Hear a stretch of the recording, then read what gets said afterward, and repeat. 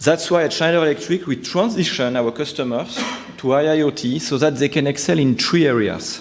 Number 1, asset performance, in order to optimize the usage of the assets.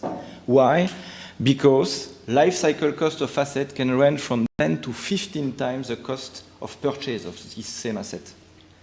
Second, augmented operators, in order to optimize the time of the operators. Why? Because, we have to prepare the new generation, the so-called Gen Y operators. So we will do that with mobile devices.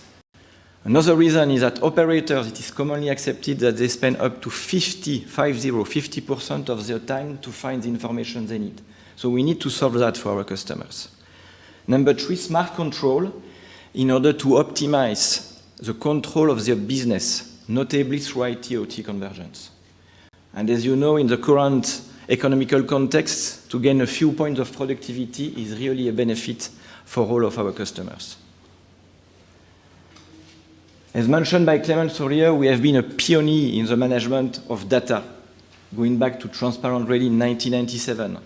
If you go to our booth today, the PLC at that time was web server. Now we have the backplane of our PLCs on Ethernet IP, standard Ethernet protocol. And you could sense, so what? But the beauty of that is that you can then, any partner of us can then connect to this backplane and provide additional high-demanding performance application by its own.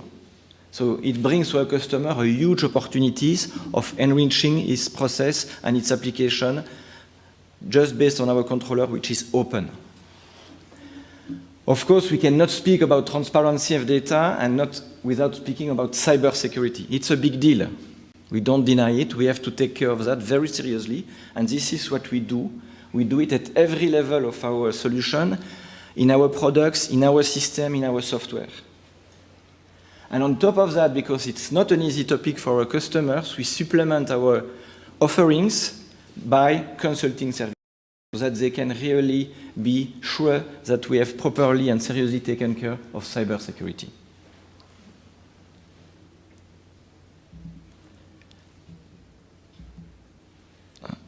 It's stuck. It's coming. As automation technology, we look also at IIoT all along the automation life cycle.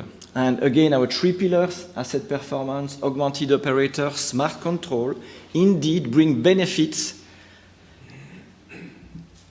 at the time of design engineering to reduce cost and time to market, and up to 30% of engineering time in certain use cases. At the time of commissioning and operation, in order to improve efficiency and flexibility, and there again we can really speed up changeover, moving from one product to another one, and as you know, there is a more and more demand for customization nowadays, so changeover will be more and more frequent, so we need to reduce the time as much as possible. And finally, at the time of maintenance and services, in order to enhance availability and sustainability. And there we can save up to 30% of maintenance costs for our customers, could it be OEMs or end users. Our focus is really the automation journey optimization.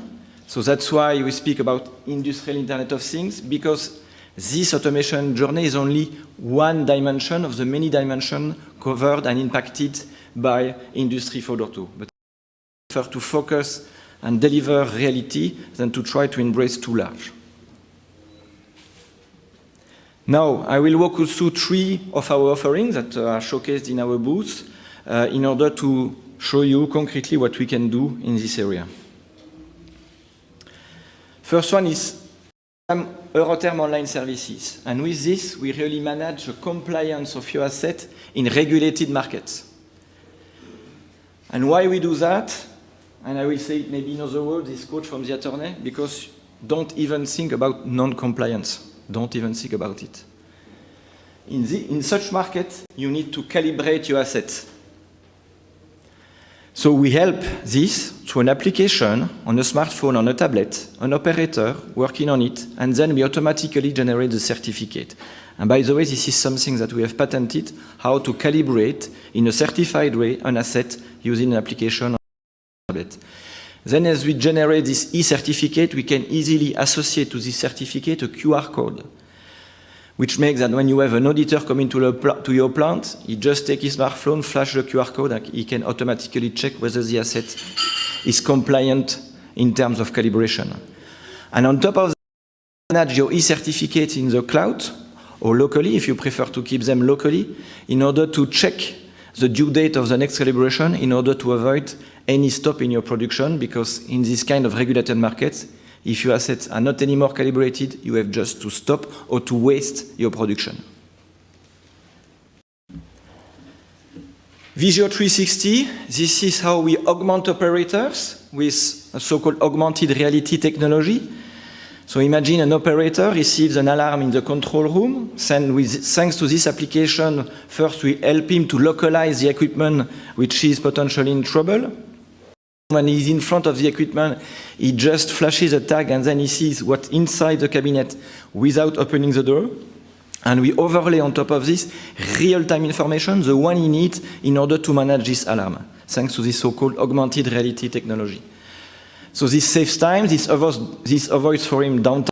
To open the cabinet, you have to stop the equipment for safety. And of course, by construction, it improves safety because you don't have to touch anything. Then on top of that, as it is on an application, you can have a virtual expert driving in order to troubleshoot the issue in case of any issue. So again, saving really the time of the operators in the field, in the plant. Last one, our Altivar process, which is the first service-oriented drive that we have launched. You can see as well this in the booth. Basically, drives control motors. This is the basic functionality of a drive. But motors, it depends on the perimeter you take, but in the industry sector, motors account for 60% of the electrical energy consumption. So this is a big stake for our customers, this consumption.